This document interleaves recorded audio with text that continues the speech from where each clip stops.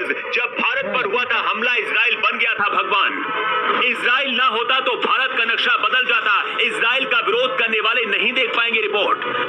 अंदर आ गया था दुश्मन, हिंदुस्तान की होने वाली थी हार। तभी छोटे भाई की तरह हथियार लेकर आ गया था इजराइल।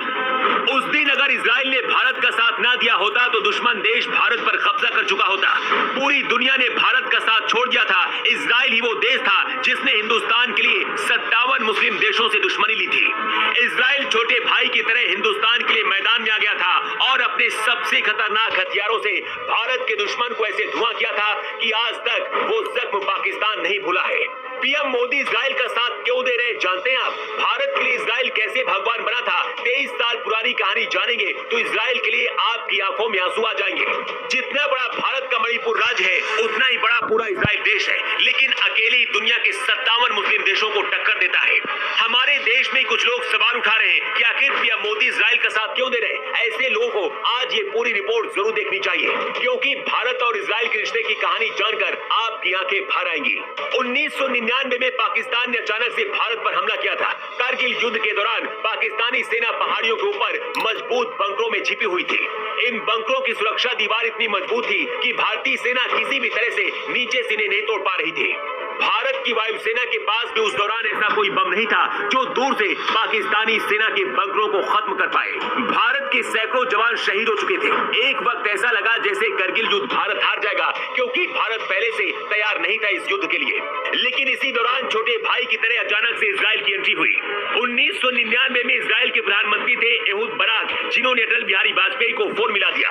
एहूद बराक ने कहा कि वाजपेयी जी, पाकिस्तान से युद्ध हारना नहीं है, आपको जितने भी हथियार चाहिए हम आपको देंगे। इजराइल को पता था कि वो चारों तरफ से मुस्लिम देशों से घिरा हुआ देश है, भारत की मदद करेगा तो सबका दुश्मन बन जाएगा। लेकिन इसके बाद भी पाकिस्तान को खंडर बनाने के लिए इजराइल ने अपने लेजर गाइडेड बम भारत को भेजे। इन बमों को मिराज 200 लड़ाकू विमानों पर फिट किया गया। इसके बाद पाकिस्तानी बंकरों को बर्बाद कर दिया गया। करगिल युद्ध के दौरान इजराइल ने भारत को हथियार और गोला बारूद की पूरी मदद की। इजराइल ने उस दौरान अपने सबसे एडवांस हेरोन ड्रोन को भारत भेजा था। इसकी ट्रेनिंग भी भारत के जवानों को इजराइल ने दी थी। शायद इजराइल की मदद से ही भारत की सेना करगिल युद्ध जीती थी और पाकिस्तान को मुंह की खानी पड़ी थी।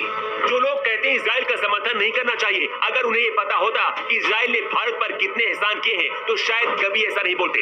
भारत के लिए उस दौरान इजराइल ने सभी मुस्लिम देशों से दुश्मनी ली थी। वही मुस्लिम देश आज इजराइल को खत्म करना चाहते हैं। ऐसे में आप खुद सोचिए कि क्या भारत को इजराइल की मदद करनी चाहिए या फिर नहीं करनी चाहिए। भारत के विजय दिवस पर इजराइल ने ट्वीट किया था, जिसमें इजराइल ने लिखा था, करगिल मिशन सहित हर लड़ाई में हमने हमेशा भारत का साथ दिया है। हमारी दोस्ती हर गुजरते साल के साथ परवान चढ़ती जा रही है। मदद करना तो दूर की बात है, इजराइल खुलकर दुनिया को ये बताता है कि वो भारत का हमेशा साथ देगा। इजराइल पर जब हमास ने हमला किया, उसके कुछ घंटे बाद ही पीएम मोदी ने ऐलान कर दिया था कि हम इजराइल के साथ खड़े हैं, क्योंकि पीएम मोदी को पता है कि इजराइल ही वो देश है जो बुरे वक्त में हमेशा भारत का साथ देगा।